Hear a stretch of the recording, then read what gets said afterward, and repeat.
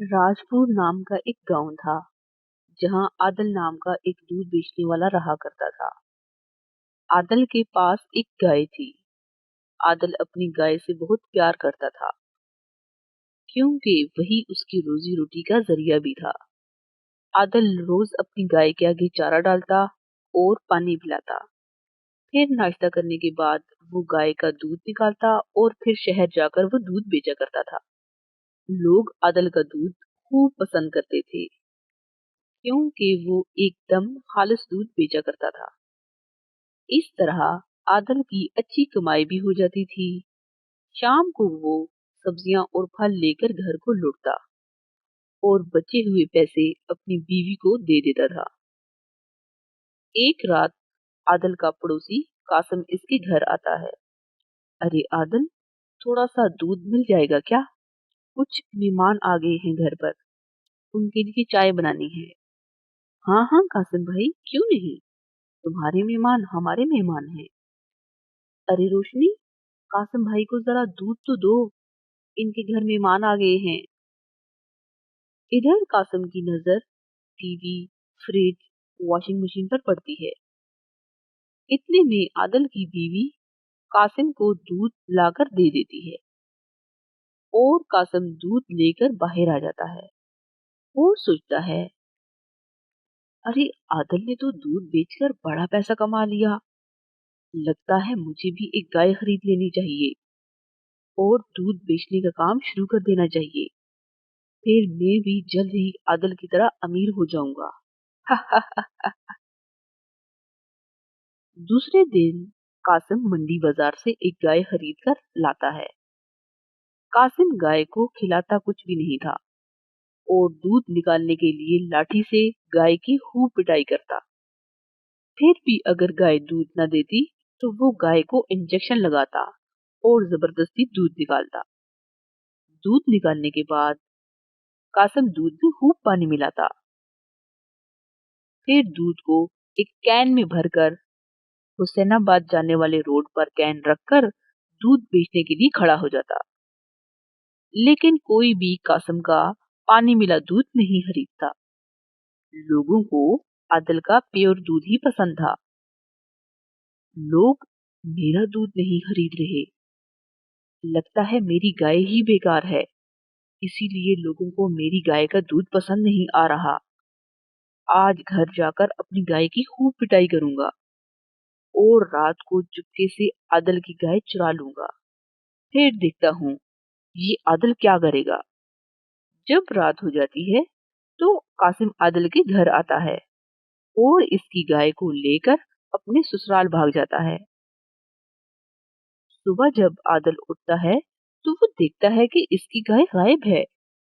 आदल को ये देखकर बड़ा झटका लगता है। आदल अपने घर के बाहर खड़ा होकर रोने लगता है। आदल के पास गांव के लोगों की भीड़ लगना शुरू हो जाती है।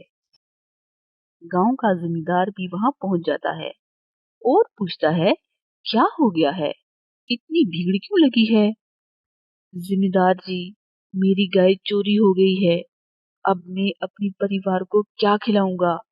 मेरे पास तो रोजी रोटी का कोई और जरिया भी नहीं है। मैं अपने नौकरों को भेजकर आसपास के गांव में तुम्हारी गाय का पता लगाने की कोशिश करता हूँ। ऐसा कहकर जमींदार वहां से चला जाता है। आदल भी अपनी गाय को ढूंढने के लिए जंगल की तरफ चल पड़ा। जंगल में गाय ढूंढते ढूंढते रात हो जाती है, लेकिन गाय नहीं मिलती। आदल थक जाता है और थक हार कर एक पेड़ के नीचे बैठ जाता है। आदल जिस पेड़ के नीचे बैठता है वो एक बहुत ही पुराना पीपल का पेड़ होता है। इस पेड़ पर एक भूत रहा करता था।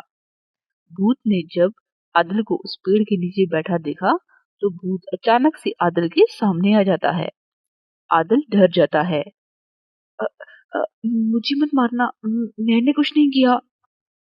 अरे डरो नहीं, मैं किसी को नुकसान नहीं पहुंचाता। मैं एक अच्छा भूत हूँ और अपने जादू से अच्छे लोगों की मदद करता हूँ और बुरे लोगों को सबक सिखाता हूँ। तुम यहाँ जंगल में इस वक्त क्या कर रहे हो? आदल भूत को सारी कहानी सुनाता है। तुम एक ईमानदार इंसान हो, मैं तुम्हें एक गाय देता हूँ।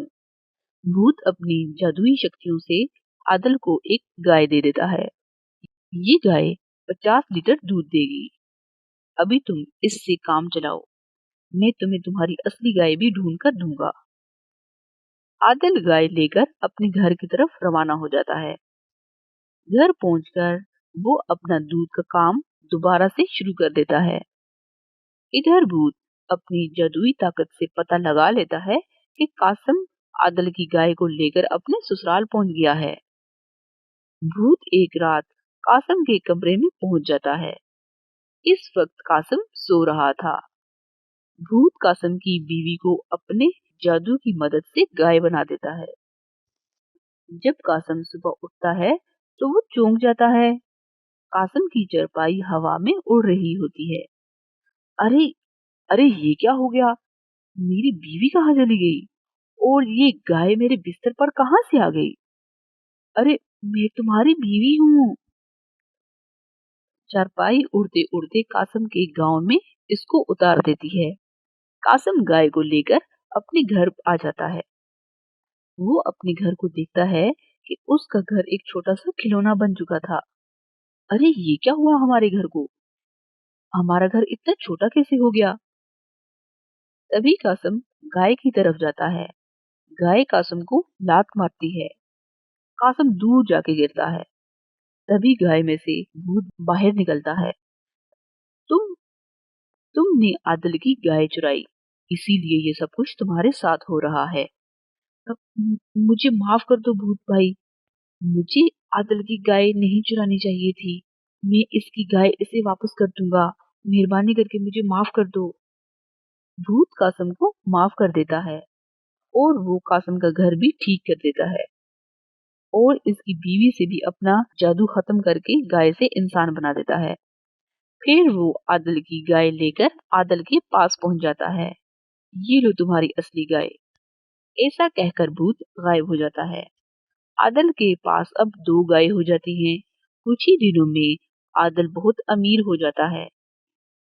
इस कहानी से हमें ये सीख मिलती है कि मेहनत करने वालों की कभी हार नहीं होती।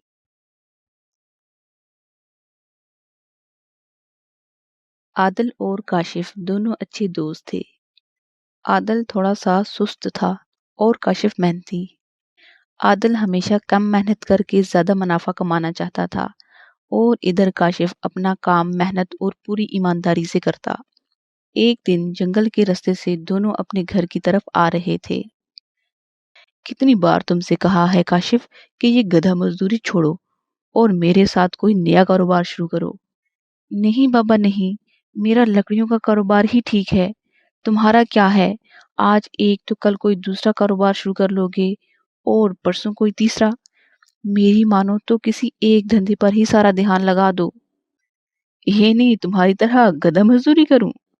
काशिफ, धंधे के लिए हिम्मत की जरूरत होती है जो तुम्हारे पास बिल्कुल भी नहीं।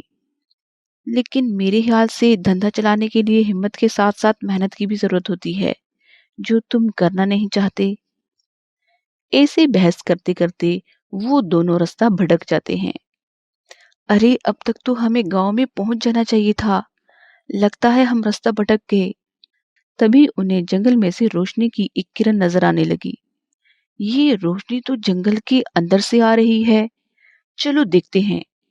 दोनों उस रोशनी की तरफ चल पड़ते हैं। जल्द ही वो एक बड़े से पेड़ के पास पहुंच जाते हैं। अरे, ये क्या मैं देख रहा हूँ? सोने का पेड़? मुझे तो यकीन नहीं हो रहा। देखो, यहाँ पर एक दरवाजा भी है। चलो अंदर जाके देखते हैं। अरे दादाजी, आप कौन हैं और यहाँ पर ऐसे क्यों बैठे हैं? बेटा, मैं इस पेड़ का रखवाला हूँ। पिछले कई सालों से इस पेड़ की हिफाजत कर रहा हूँ। क्या तुम मुझे थोड़ा सा पानी ला के दे सकते हो? हाँ दादाजी, अभी लाया। काशिफ जल्दी से पानी लाने के लिए निकल जाता है। यहाँ तो बड़ा खजाना है। इस बूढ़े की कुछ सेवा कर लूं तो शायद बदले में मुझे भी खजाना मिल जाए। आदल बोला, दादाजी मुझे भी तो कुछ काम बताइए, मैं भी आपकी खिदमत करना चाहता हूँ। اگر ایسا ہے تو میرے بازو بہت درد کر رہے ہیں، ذرا ان کی مالش کر دینا۔ تو کاشف دادا جی کے بازو کو دبانے لگتا ہے۔ کچھ دیر کے بعد عادل بھی پانی لے کے وہاں پہنچ جاتا ہے۔ دادا جی خوش ہو کر کاشف اور عادل دونوں کو 2 پودے دے دیتے ہیں۔ پودے ہی اس دھرتی کی اصلی خوبصورتی ہیں۔ تم ان پودوں کو اپنے گھر کے آنگن میں لگا دینا اور ان کی اچھے سے سیوا کرنا۔ اب جاؤ، اپنے گھر کو لوٹ جاؤ۔ عادل اور کاشف دونوں ہی اپنے گھر کی طرف بڑھتے ہیں۔ کاشف کو بوڑھے دادا جی پر بہت غصہ آتا ہے۔ بوڑھا کھوسڑ، اتنی سیوا کروا کر بھی کیا دیا یہ ننھا سا پودا؟ میں تو کہتا ہوں ابھی واپس چلتے ہیں اور اس پیڑ کی کچھ ٹہنیاں توڑ کے لاتے ہیں، پوری زندگی بھر کی جھنجھٹ ہی مٹ جائے گی۔ نہیں کاشف، ہمیں ایسا نہیں کرنا چاہیے، وہ بزرگ ہیں، ہمیں ان کا حکم ماننا چاہیے۔ ارے تم تو گدھے کے گدھے ہی رہو گے، میں تو چلا۔ کاشف اس پودے کو پھینک دیتا ہے اور واپس اس پیڑ کے پاس آ جاتا ہے۔ اس پیڑ پر چڑھ کر وہ کچھ ٹہنیاں توڑنے لگتا ہے۔ ارے یہ کیا ہو رہا ہے؟ یہ لکڑی تو میرے کچھ کام کی نہیں۔ کاشف اداس ہو کر نیچے اترتا ہے اور پھر جادوئی دروازے کے پاس آتا ہے اور اسے کھولنے کی کوشش کرتا ہے۔ ارے اب اسے کیا ہوا؟ یہ کھل کیوں نہیں رہا؟ اوہ، یہ تو بجلی کا جھٹکا دے رہا ہے۔ ہائے اللہ، یہ کیا حال ہو گیا میرا؟ یہ تمہاری لالچ اور برے کرموں کا پھل ہے کاشف۔ میں ہی وہ بوڑھا آدمی ہوں جس کی خدمت کا تم ڈھونگ کر رہے تھے۔ تم ہمیشہ پیسہ کمانے کے لیے چھوٹا راستہ ہی اپناتے آئے ہو۔ جس پودے کو تم نے پھینک دیا وہ کوئی معمولی پودا نہیں تھا، وہ ایک جادوئی پودا تھا۔ وہ تمہاری ہر خواہش پوری کر سکتا تھا، لیکن تم نے اپنی لالچ میں وہ موقع بھی گنوا دیا۔ قسمت ہمیشہ محنتی لوگوں کا ہی ساتھ دیتی ہے۔ اب جاؤ، نکل جاؤ یہاں سے۔ اتنا کہتے ہی وہ پیڑ بھی غائب ہو جاتا ہے اور کاشف اپنی قسمت پر روتا ہوا واپس اپنے گھر کی طرف نکلتا ہے۔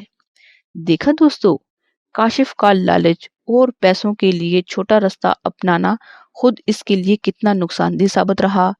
کاشف کو محنت کرنا بالکل پسند نہیں تھا۔ اس کہانی سے ہمیں یہ سبق ملتا ہے کہ قسمت ہمیشہ محنت کرنے والوں کا ہی ساتھ دیتی ہے۔